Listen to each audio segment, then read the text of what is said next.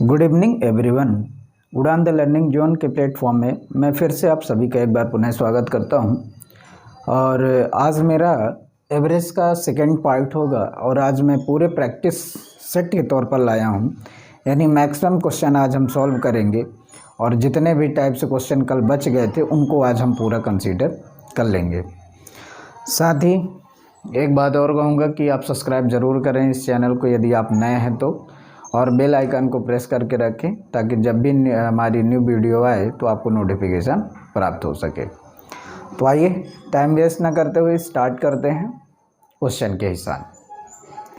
कल मैंने आपको एक लास्ट क्वेश्चन दिया था कि यदि A B C D and E ये 5 संख्याएं थीं, कोई भी संख्या है, let's A B C D E. इस प्रकार से मैंने आपको लास्ट क्वेश्चन दिया था कल के सेशन में। 5 संख्याएं हैं और जिनमें से मैंने बताया था कि ए और सी के जो बीच जो औसत था, एवरेज था, कितना दे रखा था हमें 59। कितना दे रखा था? शायद 59। डाटा चेंज हो सकता है बट ये कंसेप्ट बिल्कुल सही है। तो ए और सी के बीच का जो हमारा क्या गिवन था, एवरेज कितना गिवन था? 59। और ये जितनी भी संख्याएं हमारी थी सब के सब कौन सी संख्या थी हमारी? तो आपको याद होना चाहिए ऑड थी, यानी विषम थी। वो भी कैसी विषम थी? लगातार थी। ठीक है माय डियर, यानी ये जितनी भी 5 संख्याएं थी वो लगातार थी और ये 5 संख्याएं थी और इनके बीच ए और सी के बीच की जो औसत दे रखा था वो कितना दे रखा था? 59। और आपसे क्वेश्चन पूछ रहा था कि इनमें से सबसे छोटी संख्या क्या होगी? सबसे छोटी संख्या क्या होगी? जैसा कि आपको पता है, मैंने कल के ही डिस्कशन में इसको क्लियर कर दिया था कि औसत क्या होता है कि इन तीनों को औसत दे रखा, मतलब इन तीनों का सम करके और 3 से डिवाइड किया रहा होगा तभी तो ये संख्या आई थी। और आपको पता है कि औसत का मतलब होता है एग्जैक्टली बीच की संख्या, यानी बीच की संख्या कौन हमारी? बी है और बी की वैल्यू हमें कितना दे रखा था? 59। फिर क्वेश्चन में बोला था लगातार ये ऑड संख्या है, लगातार है, तो इसके पहले कौन सी संख्या होगी? तो विषम इसके पहले आपकी कौन सी होगी? 57। फिर इसके बाद कौन सी होगी आपके? तो आप बोलेंगे 61। फिर ये कौन सी होगी? 63। और ये कौन सी होगी आपकी? 65। तो इस प्रकार से हमारा ये जो क्वेश्चन था तो सॉल्व हुआ था। और इनमें से सबसे छोटी संख्या आपसे पूछी गई थी, सबसे छोटी संख्या हमारी क्या थी? 57। आई होप कि कल का क्वेश्चन आप रिमाइंड कर रहे होंगे जब भी आप वीडियो देख रहे होंगे। तो हमारा राइट आंसर क्या था? 57। तो इस प्रकार का भी एक डाटा, मतलब न्यूमेरिकल ना देकर आपको इस प्रकार से दे दे अल्फ़ाबेट में और फिर उसका कंपेयर इन नंबर से कराए, तो आपको इन चीज़ों को याद रखना होगा। और जैसा कि मैंने कल आपको बोला था कि आप नंबर जितना बेहतरीन सीख रखेंगे, जितना बढ़िया से उनकी प्रॉपर्टी आप जानेंगे, उतने अच्छे से डील कर रहे होंगे एवरेज के क्वेश्चन या कि नंबर से रिलेटेड जो भी आपके क्वेश्चन आ रहे होंगे, तो उनमें से इस प्रकार के सवालों को आप बहुत आसान से सॉल्व कर रहे होंगे। आइए इसी प्रकार के एक और क्वेश्चन मैं देता हूं और प्रश्न आपके सामने है, अगला ही क्वेश्चन है और इसलिए मैं इसको बताया ताकि आपसे अगला प्रश्न बन जाए। अगला क्वेश्चन है कि ए बी सी डी 5 लगातार सम संख्याएं हैं। क्वेश्चन को समझिएगा, क्वेश्चन की भाषा इस प्रकार कह रही है कि A B C D and E ये 5 लगातार कौन सी संख्याएं हैं आपकी? 5 लगातार सम संख्याएं हैं। कैसी संख्याएं हैं माय डियर? सम संख्याएं। वो भी कैसी हैं? लगातार। क्लियर? तो क्वेश्चन आप समझिएगा, प्रश्न कह रहा है कि ए बी सी एवं डी 5 संख्याएं लगातार सम संख्याएं हैं तथा ए और ई का जो एवरेज है, जो औसत है, वो कितना आपको गिवन है? ए और ई के बीच का जो औसत है आपको दे रखा है कितना? 46। कितना दे रखा माय डियर, 46 दे रखा है। तो कहता है सबसे बड़ी संख्या ज्ञात कीजिए। तो आपको कौन सी संख्या ज्ञात करना है इस बार, सबसे बड़ी संख्या आपको बतानी है कि सबसे बड़ी संख्या कौन सी होगी। पुनः मैं एक बार रिपीट करता हूं प्रश्न को। प्रश्न समझिएगा कि लगातार 5 सम संख्याएं ए बी सी एवं D, A B C D एवं ई है तथा ए व ई का औसत जो आपको गिवन है वो कितना दे रखा है, 46 दे रखा है। यानी यहाँ से यहाँ तक की संख्याएं हैं और इनका जो औसत दे रखा है ए से ई तक का वो कितना दे रखा है माय डियर, 46 दे रखा है। आगे वो कह रहा है कि सबसे बड़ी संख्या कौन सी होगी वो आपको बताना है। आइए हम स्टार्ट करते हैं इस प्रश्न को। कैसा है ये क्वेश्चन, तो आपको पता है कि ए बी सी डी ई और ये टोटल हमारी नंबर कितनी है, 5, और 5 का जब हम डिविजिबल करेंगे तो एग्जैक्टली बीचों बीच कौन सी संख्या आएगी आपकी, सी आएगी। कौन सी आएगी माय डियर, सी आएगी। और जब सी आएगी, क्योंकि 2 इधर कट जाएंगे 2 इधर का जाएंगे, तो बीचों बीच कौन आएगा, सी। और सी की वैल्यू आपको कितना दे रखा है, 46। तो आपसे सबसे बड़ी संख्या पूछ रखा था, तो आपसे बड़ी संख्या पूछ रखा था, और चूंकि ये लगातार सम संख्या है तो इसके पहले कौन होगा, 44, और इसके भी पहले कौन होगा, 42, और इसके बाद कौन होगा तो 48, और इसके बाद जो होगा तो कौन होगा, 50। तो सबसे बड़ी संख्या आपकी कौन सी है, 50। तो your answer will be 50 is correct answer. यानी सबसे बड़ी जो संख्या होगी वो कौन सी होगी आपकी, 50 होगी। यानी इस पूरे क्वेश्चन का आंसर क्या होगा आपका, 50, जो सबसे बड़ी संख्या आपकी प्राप्त होगी। तो इस प्रकार के भी क्वेश्चन आते हैं एग्जाम में, तो आपको याद रखना होगा कि ये कैसे कैसे सॉल्व होते हैं। आसानी था, आपको बस क्या करना है, कंपेयर करना है और अपने कंसेप्ट में कंसेप्ट पे बने रहना है और उसी के आधार पर ही सवाल को हल करना है।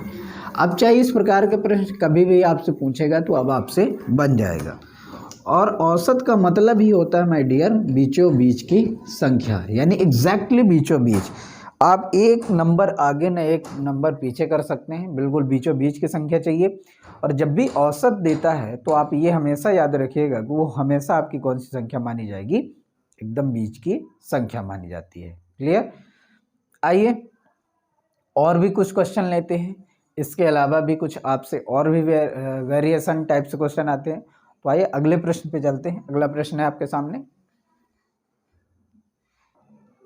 आइए देखते हैं। अगला प्रश्न है आपके सामने, जैसा कि लिखा हुआ है कि 6 संख्याओं का औसत 45.5 है। यदि एक नई संख्या जोड़ी जाए तो नया औसत 47 हो जाता है, तो नई संख्या ज्ञात करें। इस प्रकार का जब भी प्रश्न आएगा तो आपको एक चीज़ याद रखना है माय डियर, कि आपको इस पे फोकस करना है कि संख्याएं हमारे पास स्टार्टिंग में कितनी थी। तो स्टार्टिंग में कितनी संख्या थी, 6, और 6 संख्याओं का औसत आपको दे रखा है। और आपको पता है 6 संख्याओं का औसत दे रखा है तो बीचों बीच की ये संख्या है। तो यदि आपसे संख्याओं का सम पूछा जाए, तो मैंने कल आपको बताया था कि औसत क्या होता है, कि औसत जो होता है एग्जैक्टली बीचों बीच की, यानी ये संख्याएं होंगी n1 plus n2 plus n3 plus n4 plus n5 plus n6 और डिवाइड बाय 6, यही तो औसत होता है। यानी जितनी संख्या उतने ही संख्याओं से भाग, तो वही औसत निकल के आता है। मुझे नहीं पता कौन कौन सी संख्या थी, तो मैंने मान लिया n1 plus n2 plus n3 plus n4 plus n5 plus n6। अब इसके बीचों बीच, यानी एग्जैक्टली बीचों बीच कौन संख्या कहलाएगी, इसको बीचों बीच की संख्या 3 इधर और 3 इधर से, यानी यहीं कहीं बीचों बीच की संख्या आएगी, और वही संख्या आपको दे रखा है। तो यदि इस संख्या को, ये हमें दे रखा है औसत कितना दे रखा है, 45.5, यदि इसका इसमें से हम गुणा करा दें तो ये हमें क्या मिलेगा, सभी संख्याओं का योग, सभी संख्याओं का योग। इतनी बात यदि आपको समझ आ गया हो तो अब आगे हम इसको सॉल्व करते हैं। बस यही समझाना था, और इसी कंसेप्ट पे मैं आसानी से लिखता यहीं से डायरेक्ट कि इसको आप सॉल्व करेंगे तो कैसे सॉल्व करेंगे कि 6 संख्याओं को औसत इतना इतना दे रखा है, यानी 6 × 45.5, तो ये संख्या का योग आएगा। कहता है यदि एक नई संख्या जोड़ी जाए, तो किस पे जोड़ेंगे? संख्याओं पे। तो यदि एक संख्या और जोड़ी जाए तो नया औसत 47 हो जाता है। तो नया औसत 47 हो जाता है। बस इसका गुणा करेंगे, यहाँ लिख देंगे, इसका गुणा करेंगे, यहाँ लिख देंगे, और दोनों से माइनस कर देंगे। तो इसमें से गुणा कर रहे होंगे तो 5 छक 30, और 5 छक 30, और 6 चौको 24, तो कितना आ रहा होगा? 273। कितना आ रहा होगा माय डियर? 273। और 7 का जब कर रहे होंगे गुणा, 7 सता 49, 7 चौक 28, और 28 4 32, तो कितना आ रहा होगा? 329। अब इनका आपस में माइनस कर रहे होंगे तो आपको नई संख्या मिल जाएगी। तो 273 माइनस कर रहे होंगे तो कितना आ रहा होगा? 6, और यहाँ से कितना आ रहा होगा? 5। तो नई संख्या कितनी आ रही होगी? 56। यानी 56 वह संख्या हमारी है जिसको इस संख्या के साथ जोड़ देने से हमारा औसत कितना जा रहा था? 47। तो आई होप कि ये बात आपको समझ पाए होंगे, इस बात को आप समझ पाए होंगे। यानी करना कुछ नहीं है, बस आपको लॉजिकली तरीके से सोचना है कि भाई ये औसत है और इतनी संख्या है, इनका आपस में गुणा करेंगे तो योग मिल जाएगा। फिर एक और संख्या इस पे ऐड हो रही है, पहले 6 थी तो अब कितनी हो गई टोटल संख्या? 7 संख्या है तो औसत इतना है, तो इनका गुणा करेंगे तो यही योग मिलेगा। अब एक्स्ट्रा जो संख्या में निकालना है वो इसी के अंदर तो है, तो बस इसमें से इसके योग में से इसके योग को माइनस कर देंगे तो आपको नई संख्या का पता चल जाएगी कि नई संख्या हमारी कौन सी थी। तो राइट आंसर 56। आई होप कि ये बात अब आपको समझ पाए होंगे इस बात को। आइए और भी प्रश्न इसी प्रकार लगाते हैं। एक क्वेश्चन और मैं इसी टाइप का आपको दूंगा ताकि आपका कॉन्फिडेंस लेवल बढ़ सके। अगले प्रश्न में चलेंगे और साथ ही साथ इस बात को याद रखेंगे, जितना बढ़िया आपका कैलकुलेशन होगा और टेबल्स होंगी तो आप आसानी से सवाल को हल कर रहे होंगे। यदि आपसे कैलकुलेशन में, प्लस माइनस में, मल्टीप्लिकेशन में ये कुछ प्रॉब्लम आ रही है तो पॉसिबिलिटी बनेगी कि आपको सॉल्यूशन करने में थोड़ा सा टिपिकल हो सकता है। तो टेबल और प्लस माइनस करना आपको फास्टली कैलकुलेशन करना आना चाहिए। आइए अगले प्रश्न पे चलते हैं। अगला प्रश्न देखेंगे। ओहो,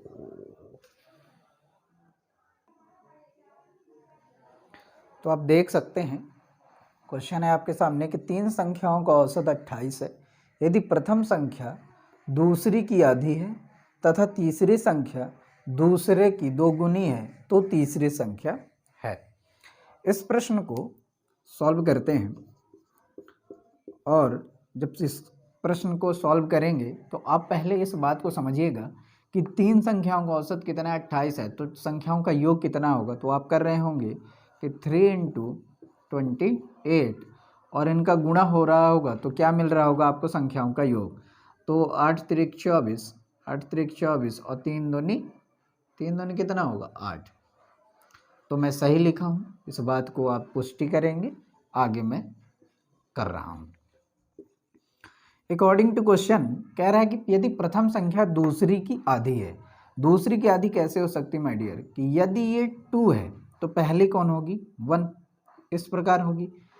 कह रहा है कि प्रथम संख्या दूसरी की आधी है, तो दूसरी की आधी ये 2 होगा तो ये 1 होगा।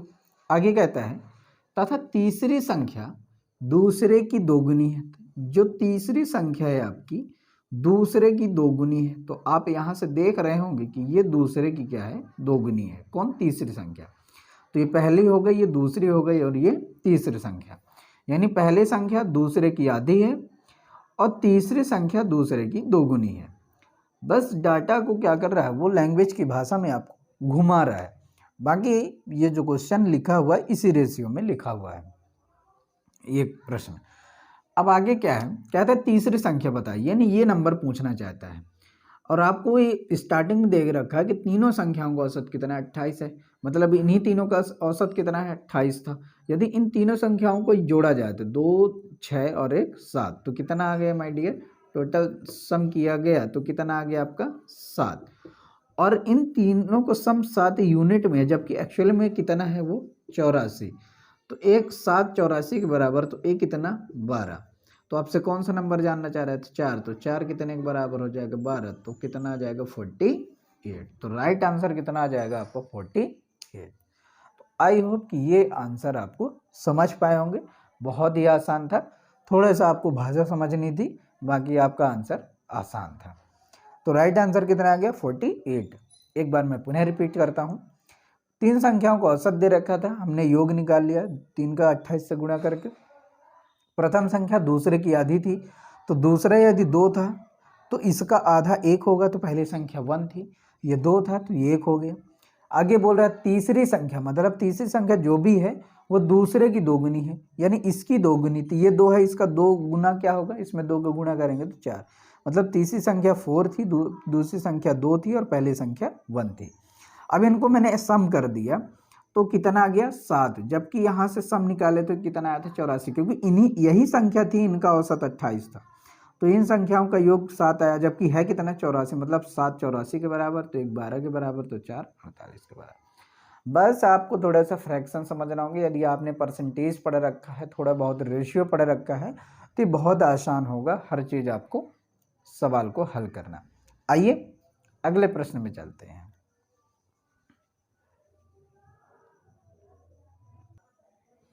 अब आप देखिए, आपके सामने पुनः एक बार उसी टाइप का एक क्वेश्चन और मैंने ले रखा है, तो आप सॉल्व करिए। क्वेश्चन कहता है कि 3 संख्याओं का औसत 77 है।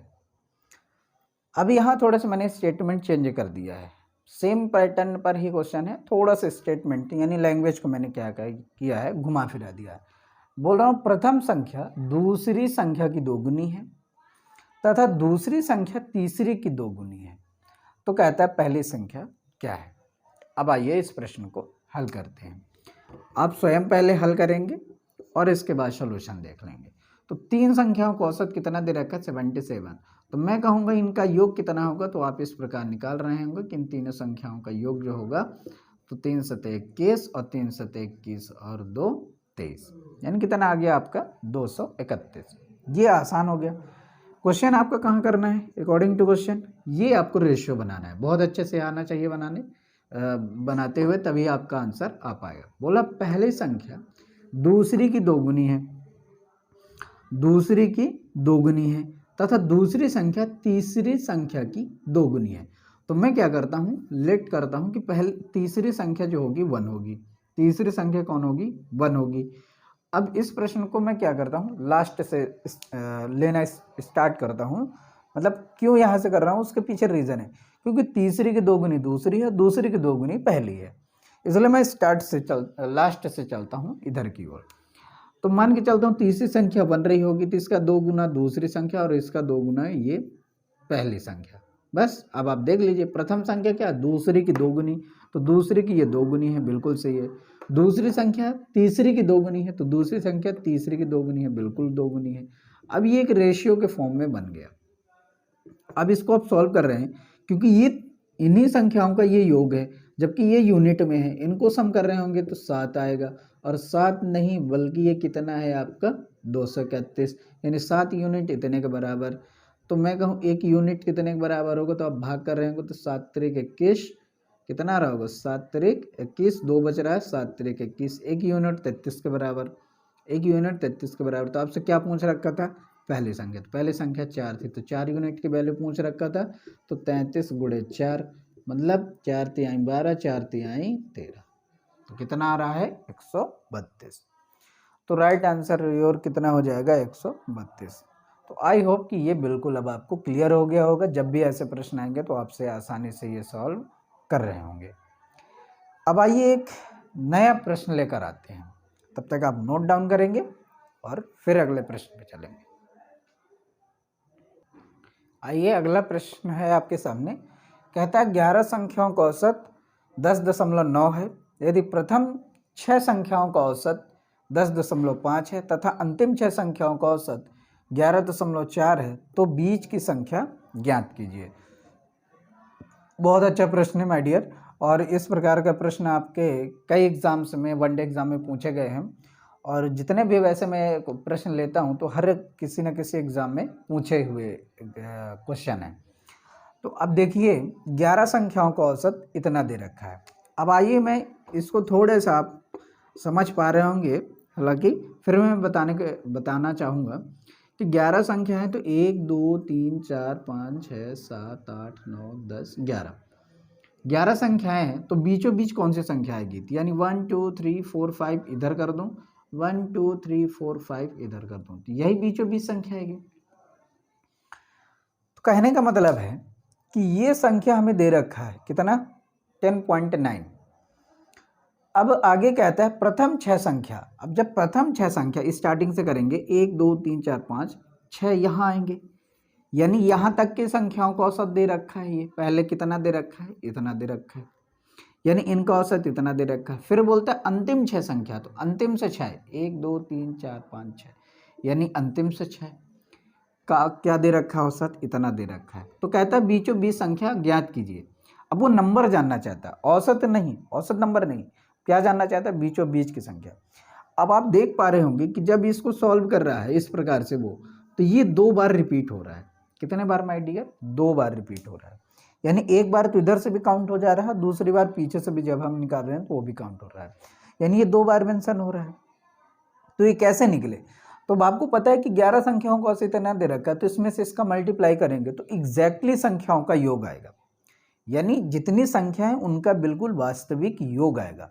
और जब इनका अलग अलग हम योग निकाल रहे होंगे तो ये हमारा क्या होगा? 2 बार जो ऐड हो रहा है वही एक्स्ट्रा निकल के आएगा। तो एक्स्ट्रा जो निकल के आएगा तो इसमें से माइनस कर देंगे तो आपको वो जो बीच की संख्या है वो हमें मिल जाएगी। अब आइए इसको हम सॉल्व करके आपको दिखाते हैं कैसे। यानी आपको पता है कि औसत से संख्याओं को गुणा किया जाए तो उनका योग मिलता है। तो मैं कहूँ कि 11 गुणे 10.9, तो ये कितना आ रहा होगा? 11 नमा 99 और 9 और 1, तो कितना आ रहा है? 119.9। क्या मैं सही गुणा कर पा रहा हूँ? ऐसे उम्मीद करता हूँ कि 11 नमा 99, 9 और 9 और 11 0 0 तो 9 और 11 एकम 11, तो ये इतना आ गया। अब आगे स्टेप में बोलता है प्रथम 6 संख्याओं का औसत कितना दे रखा है, तो ये एक आपका स्टेप हो गया। अब 6 संख्याओं का औसत कितना दे रखा है? 10.5। तो मैं इनका योग पूछूँ तो कितना आएगा? तो आप गुणा कर रहे होंगे तो 0 आ रहा होगा, और 0 से ये 3 आ रहा होगा, और ये 6 आ रहा है, यानी कितना आ रहा है? 63 आ रहा है। अंतिम 6 संख्याओं का मैं योग पूछ रहा हूँ तो आप निकाल पा रहे होंगे, तो इनका गुणा कर रहे होंगे तो 6 6 को 24 आ रहा होगा, 6 कम 6 आ रहा होगा, और 6 कम 6 आ रहा होगा, तो कितना आ रहा है? 68.4। अब इन दोनों को आप सम कर रहे होंगे। क्यों कर रहे हैं? क्योंकि इनमें क्या है, एक बार ये 2 बार रिपीट हो रहा है, तो इनको योग करें कितना आएगा? 4 और 1, और कितना आ रहा है? 131.4। अब ये एक बराबर आना चाहिए, लेकिन आया नहीं। क्यों नहीं आया? क्योंकि ये 2 बार रिपीट हुआ। तो अब मैं कहूँ कि इसमें से यदि इसको माइनस कर दिया जाए तो वही हमारे एग्जैक्टली बीचों बीच की संख्या प्राप्त हो जाएगी, यानी 119.9, और इसको माइनस कर रहे होंगे तो कितना आ रहा? तो एक बार प्लस माइनस आता है 11.5। तो ये था आपका सही आंसर। गलत क्या था? ये था, इन दोनों को 2 बार, मतलब इस नंबर को एक बार इसके साथ जोड़ दिया गया और इसी नंबर को एक बार इसके साथ जोड़ दिया, इसके वजह से ये गलत आ रहा था इतना। तो सही कितना है? इतना था। तो गलत में से सही को माइनस कर दिया जाए तो एग्जैक्टली बीचों बीच की संख्या आपको प्राप्त हो जाएगी। तो इस प्रकार की भी आपकी संख्याएं इस प्रकार के आपके प्रश्न भी आते हैं, तो याद रखेंगे आपको सॉल्व करने का तरीका। एक बार पुनः रिपीट करता हूं कि 11 संख्याओं का औसत इतना दे रखा था। यदि प्रथम से 6 संख्याओं का औसत इतना है, अंतिम से 6 संख्याओं का औसत इतना है, तो बीच की संख्या क्या होगी? आपको क्या करना है कि औसत संख्या को 11 से गुणा कर देंगे तो योग मिल जाएगा। एग्जैक्टली जो संख्याएं हैं उनका टोटल योग मिलेगा। फिर प्रथम से 6 संख्याओं का योग निकालेंगे तो इतना आएगा, अंतिम से 6 संख्याओं का योग निकालेंगे इतना आएगा। दोनों को जोड़ देंगे तो ये हमारा गलत योग है। ये हमारा क्या है? गलत। गलत क्यों? क्योंकि मैंने इसको 2 बार काउंट किया है। तो एक बार काउंट कैसे हो? तो जो वास्तविक योग में से गलत योग को माइनस कर देंगे तो आपको ये मिल जाएगा कि जो 2 बार ऐड हुआ था तो वो हमें 1 बार का डाटा मिल जाएगा कि वो एक्चुअली में है कितना। आई होप कि ये प्रश्न आपको समझ पाए होंगे और इस प्रकार के प्रश्न बहुत पूछे जाते हैं, तो उम्मीद करता हूँ कि अब आपसे ये प्रश्न जब भी पूछा जाए इस टाइप का तो आपसे नहीं छूटे। आइए अगले प्रश्न में चलते हैं। आइए अगले प्रश्न में चलते हैं और अगला प्रश्न आपके सामने है। कहता है कि 5 दी गई संख्याओं में से प्रथम 4 संख्याओं का औसत 26 है तथा अंतिम 4 संख्याओं का औसत 25 है। प्रथम तथा अंतिम संख्या के बीच का अंतर ज्ञात कीजिए। ये सेम प्रश्न उसी टाइप का है लेकिन थोड़ा सा वेरिएशन है। इस प्रश्न को समझने का प्रयास करेंगे। जैसा मैंने आपको बताया कि जब भी ऐसे प्रश्न आए तो आपको क्या करना है, एक लाइन ड्रॉ करिए। 1 2 3 4 5 लाइन हो गई। तो स्टार्टिंग से 4 ये हो गए और अंतिम से 4 तो अंतिम से 4 ये हो गए। इनका औसत दे रखा है तो यानी मैं कहूँ कि स्टार्टिंग से 4 का औसत कितना है, 26 है। 26 तो मैं कहूँ योग कितना होगा, तो आप इसको सॉल्व कर रहे हैं तो 104 आ रहा होगा। फिर लास्ट से एवरेज कितना दे रखा है, 25, तो इन दोनों का सम निकाल रहे होंगे तो कितना आ रहा होगा, 100। अब एक चीज़ मैंने जो प्रीवियस क्वेश्चन में आपको बताया तो उसमें क्या था कि एक आपको एग्जैक्टली नंबर देता था और उसका कंप्लीट एवरेज देता था। उसके बाद ये गलत देता था तो उसमें से हम डायरेक्ट माइनस कर लेते थे। अब यहाँ ऐसा कुछ दे नहीं रखा है, वहाँ एक ही नंबर का रिपीटेशन होता था। यहाँ कितनी संख्या रिपीटेशन हो रही है, 1 2 3, यानी बीच के तीन संख्या रिपीट कौन नहीं हो रही, लास्ट की और फर्स्ट की, यानी फर्स्ट की और लास्ट की संख्या रिपीट नहीं हो रही है। और एक्चुअली में इन्हीं का वो अंतर पूछ रखा है। तो ये रिपीटेड की वजह से इनमें वेरिएशन आया है, यानी स्टार्टिंग से ये इंक्लूड है तो इतना आ गया, लास्ट से ये इंक्लूड है तो इतना आ गया। यानी इन दोनों में जो वेरिएशन आया है किसकी वजह से, इन तीनों के डबल रिपीटेशन की वजह से।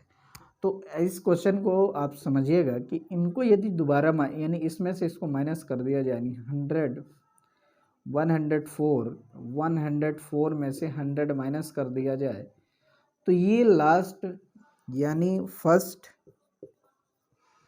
फर्स्ट माइनस लास्ट का ये सीन आएगा आपको कितना, 4।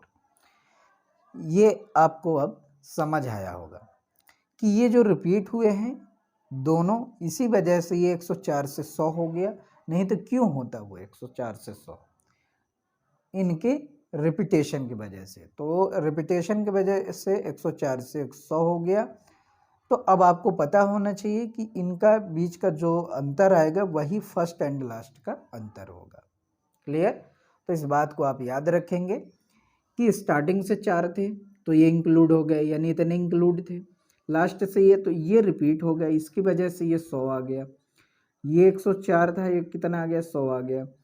यदि ये अलग अलग आता और इनके पहले कंप्लीट दे रखा होता तो हम वहाँ से अलग से निकाल सकते थे, एक ही नंबर का रिपीटेशन होता था। लेकिन ऐसा कुछ होता नहीं।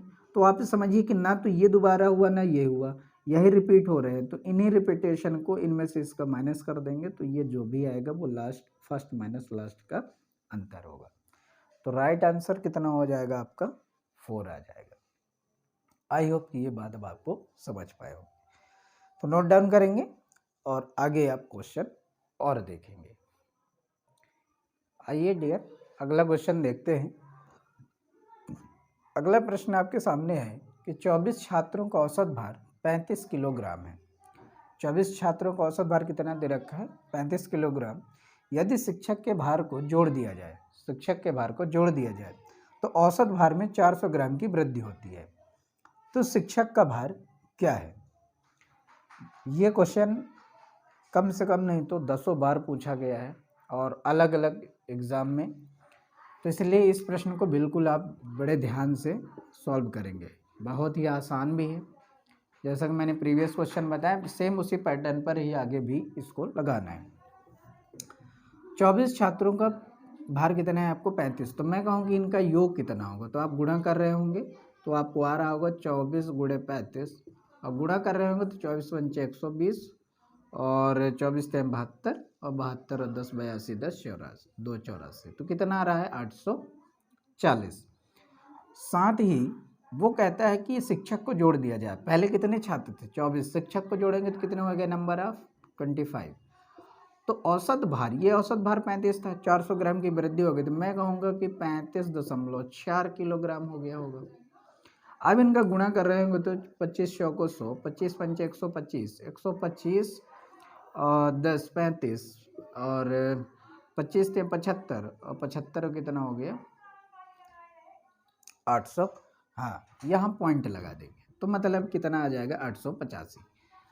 अब इसको अब गुणा कर रहे हैं तो कितना आ गया 885 शिक्षक को ऐड करने पर। लेकिन वो ये नहीं पूछा, क्वेश्चन पूछा तो शिक्षक का भार क्या है, सिर्फ शिक्षक का भार पूछ रहा, औसत भार नहीं पूछ रहा, शिक्षक का भार बताइए। तो शिक्षक का भार क्या होगा भाई, इसके जो भार होते हैं, जो एक बात आप समझिएगा माय डियर, कि जो औसत भार होते हैं वो क्या होते हैं, सभी के भार में थोड़ा थोड़ा थोड़ा ऐड करके कंप्लीट औसत निकाला जाता है।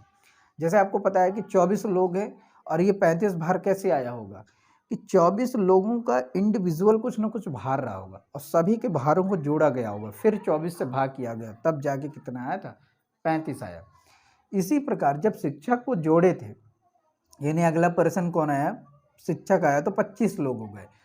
तो ये 35 में 400 ग्राम की वृद्धि हुई है। कितने ग्राम की, 400 ग्राम की वृद्धि हुई है, यानी 35 में 400 ग्राम की वृद्धि है। ऐसा नहीं कि शिक्षक 400 ग्राम का रहा होगा, तो शिक्षक यदि 400 ग्राम का हो जाएगा तो अनर्थ हो जाएगा माय डियर।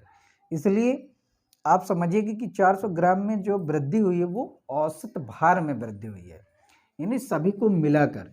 तो इसका यदि गुणा कर दिया जाए कितना 885।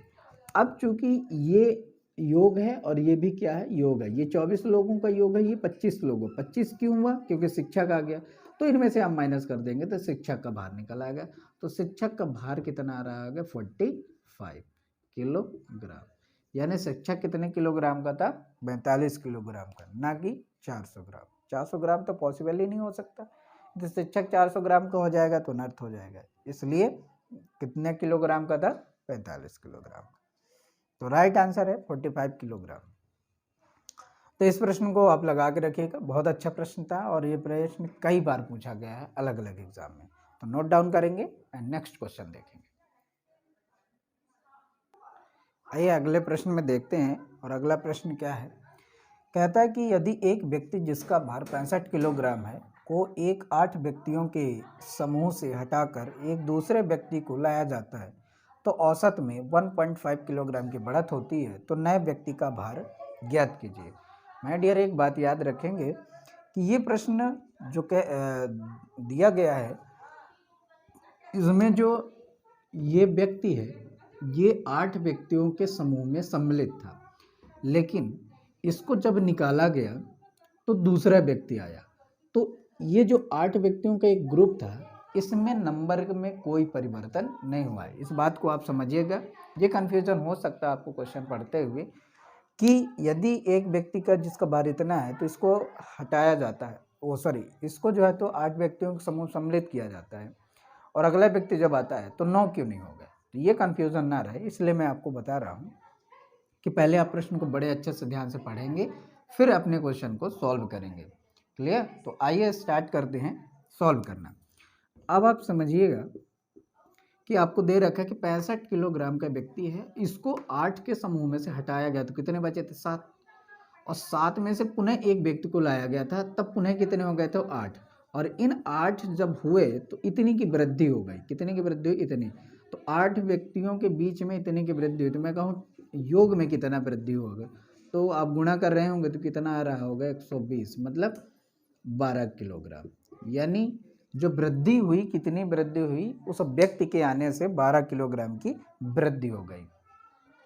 औसत में 1.5 की वृद्धि हुई थी, एक्चुअली में यदि उसकी एज मिलाए थे तो कितने की वृद्धि हुई थी, 12 थी, तो 12 अधिक था तभी तो वृद्धि हुई। यदि ये व्यक्ति ना आया होता, एक नया व्यक्ति ना आया होता तो इतनी वृद्धि ना होती, वो यही व्यक्ति होता 65 किलोग्राम वाला, तो इनमें कोई चेंजेस ना आता और ये प्रश्न भी हमारा कोई परिवर्तन ना होता, जैसा का है वैसा ही रहा था, फिर ये प्रश्न ही ना बनता।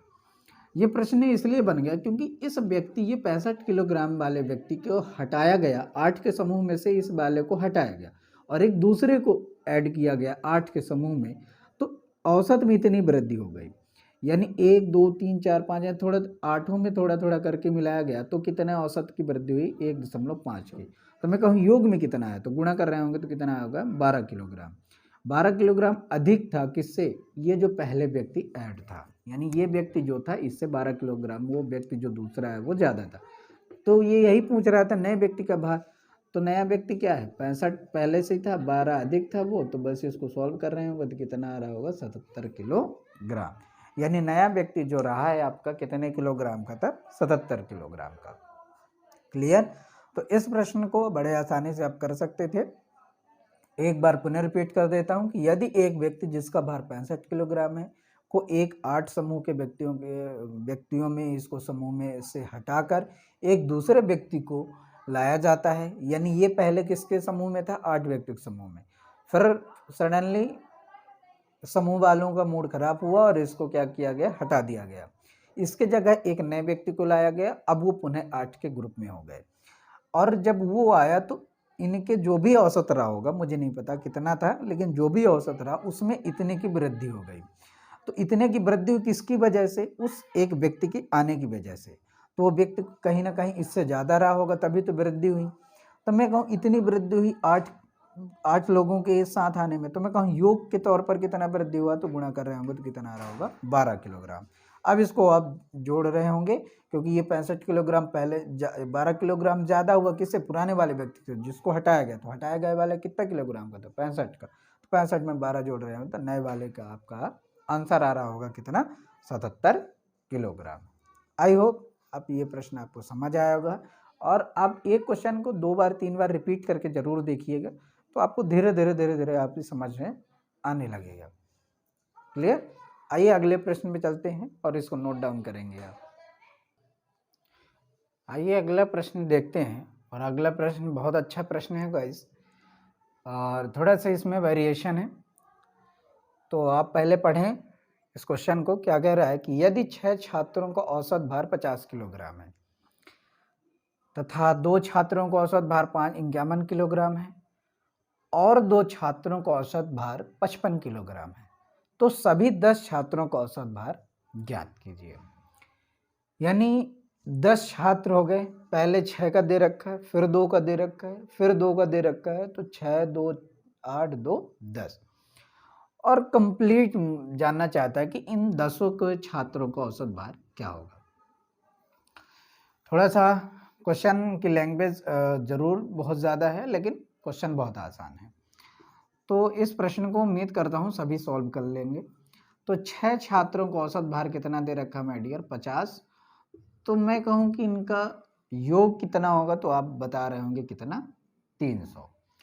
फिर अगले 2 छात्रों का औसत भार कितना था, 51, तो इनका योग आप निकाल रहे होंगे तो कितना आ रहा होगा, 102। फिर अगले 2 छात्रों को औसत कितना दे रखा है, 55, तो योग निकाल रखे होंगे तो कितना आ रहा होगा, 110। अब वो आपसे क्या जानना चाहता है, सभी 10 छात्रों को, तो आप इनको जोड़ रहे होंगे तो कितना आ रहा होगा, 2 और ये 1 और ये कितना आ रहा होगा, 5 और इसमें 10 का भाग कर रहे होंगे, तो जो आपका आंसर आ रहा होगा कितना आ रहा होगा, 51.2 यानी 51.2 किलोग्राम औसत भार। मतलब मैं उम्मीद करता हूँ कि अब आपको ये प्रश्न समझ आ गया होगा। तो कितना आ रहा होगा, 51.2 किलोग्राम। क्लियर, सही है सारा कैलकुलेशन, एक बार मैथ जरूर कर लेंगे, कैलकुलेशन में कोई गड़बड़ी नहीं होनी चाहिए। तो राइट आंसर कितना आ गया आपका, 51.2 किलोग्राम। तो आसान था, बस क्वेश्चन की लैंग्वेज थोड़ी सी लंबी चौड़ी थी लेकिन क्वेश्चन आसान था। तो एक बार पुनः 6 छात्रों को औसत भार इतना दिया था, योग निकाल लिए, 2 छात्रों को औसत भार इतना दिया तो इतना योग आ गया, 2 और अन्य छात्रों का इतना भार था तो इतना निकाल लिए योग, और इनको जोड़कर भाग कर दे तो आपको राइट आंसर प्राप्त हो गया। गाइस, जब भी आपसे औसत से प्रश्न पूछे जाएंगे तो बस ऐसे ही डाटा पूछे जाएंगे, बस कंसेप्ट एक ही है कि औसत देगा तो योग निकाल लीजिए, फिर डाटा को इधर उधर घुमा लीजिए, क्या जानना चाहता है निकाल लीजिए, बस आसानी रहेगा। और तो उम्मीद करता हूँ ये प्रश्न समझ आया होगा। आइए अगले प्रश्न में चलते हैं पुनः। आइए अगले प्रश्न में चलते हैं माय डियर, और अगला क्वेश्चन देखते हैं। क्वेश्चन क्या कह रहा है, किसी विद्यालय में 600 छात्र हैं जिनकी औसत उम्र 18 वर्ष है, यानी 600 छात्र हैं जिनकी औसत उम्र 18 वर्ष है।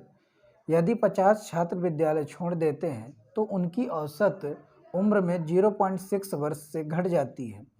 उन 50 छात्रों के उम्र का औसत ज्ञात करें। इस प्रश्न को पहले समझेंगे, इसके बाद सलूशन आप करेंगे, जल्दबाजी नहीं करेंगे। आइए हल करते हैं। क्या कह रहे हैं, 600 छात्र का उम्र कितना दे रखा है, 1800 वर्ष औसत दे रखा है। तो मैं कहूँ 600 छात्रों का यदि योग बताइए तो कितना होगा, 10800। क्लियर। और आगे कह रहा है 50 छात्र छोड़ देते हैं, 50 छात्र छोड़ दें तो शेष कितने छात्र बचे, 550। औसत भार कितना घट जाता है, 0.6। तो औसत भार जब था कितना, इतना, तो इतना घट गया तो कितना बचा, 17.4। और इनका आपस में गुणा कर रहे होंगे तो कितना आ रहा होगा, 957 और 0। कितना आ रहा होगा, 9570। कैसे आया, आप गुणा करके देख लीजिएगा। मैंने क्या किया, इसका गुणा कर दिया तो कितना है, 5 को 20 और 5 7 35, 2 37 और 5 एकम 5 और 5 3 8। फिर चूंकि यही सेम चीज़ पैटर्न आपका रिपीट होगा तो ये आप करते रहिएगा। मैंने क्या किया, इसको कई बार किया तो ये मुझे क्या हो गया है, याद हो गया। क्लियर। तो कितना आ गया, 9570। 9570 एक अंक के बाद पॉइंट आएगा तो ये जीरो जो आगे बढ़ेगा तो ये पॉइंट लग जाएगा, इसलिए मैंने इसको लिख दिया। अब आइए सॉल्व करते हैं। यानी इतने छात्रों का इतना औसत था तो योग इतना आया, इतने छात्रों का इतना औसत था तो योग इतना आया। अब वो क्या कह रहा है, 50 छात्रों का आप औसत निकालिए। तो 50 छात्र का औसत कैसे निकलेगा, ये टोटल थे, इतने शेष वाले थे, तो इनमें से इसको माइनस करेंगे तो उन 50 छात्रों का योग निकलेगा। तो आप यहाँ से माइनस कर रहे होंगे तो कितना आ रहा होगा, 0 and 3 and 2 and 1, कितना आ रहा होगा, 1230। ये 50 छात्रों को योग था। तो औसत कैसे निकलेंगे, एवरेज कैसे निकालते हैं हम, तो एवरेज निकालने के लिए टोटल संख्याओं का योग बटे संख्या भाग कर रहे होंगे तो कितना हो रहा होगा, 24.6 किलोग्राम। क्या उम्र है, तो उम्र लिखेंगे आप 24.6 ईयर्स। आई होप कि ये बात क्लियर हो गई होगी। और बड़ा आसान है क्वेश्चन माय डियर, बस आप इसकी भाषा को समझना सीख जाएंगे और कैलकुलेशन भर आपका अच्छा खासा रहेगा, एक्यूरेसी के साथ फास्ट रहेगा, तो हर क्वेश्चन को आप आसानी से हल किए जाएंगे। आइए 2 क्वेश्चन और हैं आज हमारे के, और इसके बाद हम अगले टॉपिक के साथ पुनः कल मिलेंगे। आइए अगले प्रश्न में चलते हैं माय डियर। अगला क्वेश्चन है आपके सामने कि एक रेलगाड़ी ए से बी तक 20 किलोमीटर की चाल से चलती है तथा बी से ए तक 30 किलोमीटर की चाल से चलती है। पूरी यात्रा की औसत चाल ज्ञात कीजिए। ये आपको पता होना चाहिए कि चाल बराबर क्या होता है माय डियर। चाल बराबर होता है, सभी को पता है कि दूरी बटे समय होता है, दूरी बटे समय। या मैं कहूँ कि दूरी बराबर क्या होता है, तो आप कह रहे होंगे दूरी बराबर होगा चाल गुणे समय, चाल गुणे समय। इतनी बात सभी को पता होगा, और ना भी हो तो आप इस चीज़ को तो समझ के रखिएगा और नोट डाउन करके रखिएगा, क्योंकि इसका यूज़ हम आगे करने वाले हैं। अब आपको पता है कि चाल बराबर दूरी बटे समय होता है और दूरी बराबर चाल गुणे समय होता है, तो इसको सॉल्व कैसे करना है। मैं कहता हूँ कि एक ही रेलगाड़ी है, ये कोई 2 पॉइंट हैं ए एंड बी। तो रेलगाड़ी ए से बी तक जब जाती है तो कितने किलोमीटर की स्पीड से जाती है, 20 किलोमीटर प्रति आवर की स्पीड से जाती है इस दिशा में। और जब बी से ए की तरफ आती है तो वो 30 किलोमीटर 30 किलोमीटर पर आवर की स्पीड से जाती है। तो औसत निकालिए। तो अब आप देख रहे हो कि ये जो भी डिस्टेंस होगा तो एक बार जाने में लगा, एक बार आने में, यानी टोटल यदि मैं मान के कहूँ कि यदि ये 1 यूनिट गया तो 1 यूनिट वापस आया, यानी कितने यूनिट टोटल यात्रा किया? 2 यूनिट। इस बात को आप समझ पाए होंगे। तो अब आइए इस क्वेश्चन को हम हल करते हैं। और जब इस प्रश्न को आप सॉल्व कर रहे होंगे तो ये समझिए कि 20 किलोमीटर पर स्पीड से वो गाड़ी एक जा रही है और 30 किलोमीटर पर स्पीड से वो वापस आ रही है। तो क्या हमारे पास डिस्टेंस है? तो डिस्टेंस नहीं है। तो माय डियर एक काम करते हैं हम कि इन दोनों का एलसीएम ले लेते हैं, इन दोनों के एलसीएम लेते हैं और एक ऐसी संख्या लेते हैं कि जो इन दोनों नंबर से वो डिविजिबल हो। तो वो संख्या एलसीएम ही होगी। तो दोनों क्या आ जाएगा? 60 यानी 60। अब मैं ये स्पीड है और ये डिस्टेंस है, तो स्पीड में से डिस्टेंस को भाग करेंगे तो क्या आएगा माय डियर? टाइम आएगा। तो मैं कह रहा हूँ कि 60 किलोमीटर को 20 के स्पीड से चल रहा था तो कितना टाइम लग रहा था? 3 घंटे। और जब 30 किलोमीटर के स्पीड से 60 किलोमीटर को वापस आ रहा था तो कितना टाइम लग रहा था? 2 टाइम लग रहा था। अब आपसे क्या पूछ रहा है? औसत चाल पूछ रहा है, यानी एवरेज स्पीड आपसे जानना चाह रहा है कि एवरेज स्पीड क्या होगी। तो एवरेज स्पीड क्या होता है कि ये 2 बार ट्रेवल कर रहा है, यानी 60 इंटू 60 यानी 60 इंटू 2, इतना टोटल डिस्टेंस हो गया। और टोटल टाइम क्या है? ये जाने का ये आने का, तो टोटल कितना हो गया? 5। और इसको सॉल्व कर रहे होंगे तो 12 पंचे 60 और 12 दूनी 24, तो कितना आ रहा होगा? 24 किलोमीटर प्रति आवर। तो उसकी औसत जो चाल होगी वो कितनी होगी माय डियर? 24 किलोमीटर प्रति आवर औसत चाल होगी। 12 पंचे 60 और 12 दूनी 24। तो ये बहुत ही आसान तरीका था, ट्रिक भी था और बढ़िया लगा होगा आपको। तो इस प्रकार के जब भी क्वेश्चन औसत से पूछे जाएं स्पीड चाल से, तो आप इसी कंसेप्ट का यूज़ करेंगे, इसी अप्रोच का यूज़ करेंगे तो आपका क्या होगा? क्वेश्चन बड़ा आसानी से सॉल्व हो जाएगा। जैसे आपने इस प्रकार क्वेश्चन पढ़े होंगे कि राम ने इतने किलोमीटर की दर से अपने घर से स्कूल गया, फिर घर से इतने किलोमीटर के स्पीड से वापस घर आया, तो बताइए उसकी औसत चाल क्या होगी? आप यहाँ से बड़े आसान से इस फॉर्मेट से आप हल करेंगे, आसान से आपका आंसर आ जाएगा। इसी टाइप के क्वेश्चन और बनता है कि राम ने इतने किलोमीटर के स्पीड से यदि अपने स्कूल गया तो इतने मिनट की देरी से पहुँचा, फिर वापस आने में उस इतने की स्पीड से गया तो इतने मिनट फास्ट पहुँचा। तो बताइए एक्चुअल में उसके घर से विद्यालय की दूरी पूछ लेगा या टाइम डिस्टेंस पूछ लेगा। तो आपको इस प्रकार के क्वेश्चन जब भी पूछे जाएंगे तो इसी फॉर्मेट का यूज करेंगे। साथ ही एक कंसेप्ट मैं बता दूँ गाइस कि यदि लेट हो ऐसे कंसेप्ट में तो आप माइनस करेंगे, लेट और अर्ली हो यानी फास्ट हो तो आप प्लस करेंगे टाइम को, और यदि अर्ली और लेट हो तब भी आप प्लस करेंगे, और यदि अर्ली और अर्ली हो जाए मतलब पहले और पहले पहुंच जाए तो आप माइनस करेंगे। ये क्या है? अब इस बात को याद रखेंगे। जैसे मैं कहता हूँ कि एक व्यक्ति जो है तो इतने एक्स की स्पीड से जा रहा था तो अपने एक्चुअल डेस्टिनेशन में पहुंचने में इतने मिनट की देरी से पहुंचा। अगले दिन वो अपने 22 किलोमीटर से गया तो इतने टाइम पहले पहुंच गया। तो बताइए एक्चुअल में उसकी घर से विद्यालय की दूरी क्या होगी? तो इस प्रकार का जो टाइम का डिफरेंस होगा उनको आप जोड़िए और इस प्रकार जो टाइम आएगा तो इनमें अंतर निकालिए, जो भी टाइम होगा उस टाइम को कंपेयर कराइए और आंसर लाइए। तो आइए इसी टाइप के क्वेश्चन देता हूं मैं और फिर आंसर लाते हैं। चलो आइए आज का और आखिरी क्वेश्चन, और आज के बाद आपके सारे क्वेश्चन लगभग आपके औसत के कंप्लीट हो जाएंगे। तो ये प्रश्न है आपका, देखिए कह रहा है किसी परीक्षा में 120 छात्रों द्वारा प्राप्त किए गए औसत अंक 35 हैं। यानी किसी परीक्षा में कितने विद्यार्थी हैं? टोटल 120 हैं, जिनके औसत अंक कितने हैं? 35 हैं। यदि पास हुए छात्रों के औसत अंक 39 हैं तथा फेल हुए छात्रों के औसत अंक 15 हैं, तो उन छात्रों की संख्या बताइए जो परीक्षा में पास हो गए हैं। माय डियर, इस क्वेश्चन को सॉल्व करने का एक आसान तरीका है एलिगेशन मेथड। कौन सा मेथड? एलिगेशन। एक चीज़ मैंने आपके उससे स्टार्टिंग में ही कहा कि आप जो है तो किसी फिक्स पैटर्न पे मत जाइएगा या किसी एक ही पैटर्न को पकड़ के आपको नहीं चलना है, क्योंकि एग्जामिनर जो होता है वो हमेशा क्वेश्चन को ऐसे ऐसे फॉर्मेट में तैयार करता है कि किसी एक फिक्स पैटर्न पर आप नहीं लगा सकते।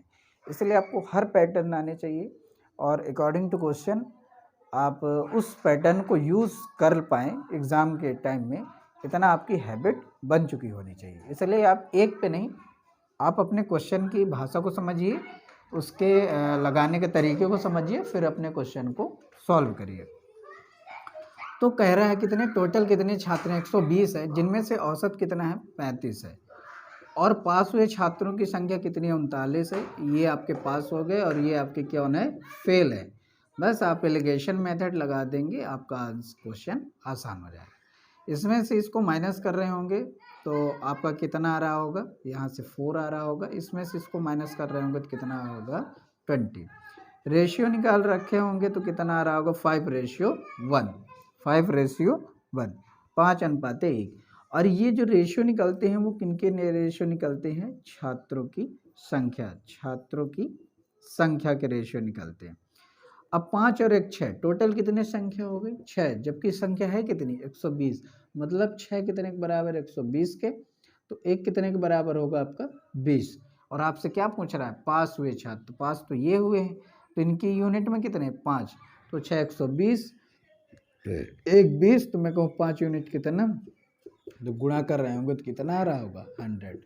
तो पास हुए छात्रों की संख्या कितनी है, 100 है, और फेल हुए कितने, तो 120 टोटल थे, तो 100 पास हो गए, तो फेल कितने हो गए, 20। तो ये थे हमारे आज के कुछ क्वेश्चन, और आज के बाद आपको उम्मीद करता हूँ कोई क्वेश्चन में परेशानी नहीं जाएगी। यदि आपको जाती है, कोई क्वेश्चन में डाउट है या कोई नया क्वेश्चन आपको मिलता है, तो आप कमेंट करके या क्वेश्चन आप सेंड करके आप हमसे पूछ सकते हैं। तब तक के लिए जब तक कि मतलब नया वीडियो ना आ जाए, नया टॉपिक ना आ जाए, तब तक के लिए good bye, take care, good night.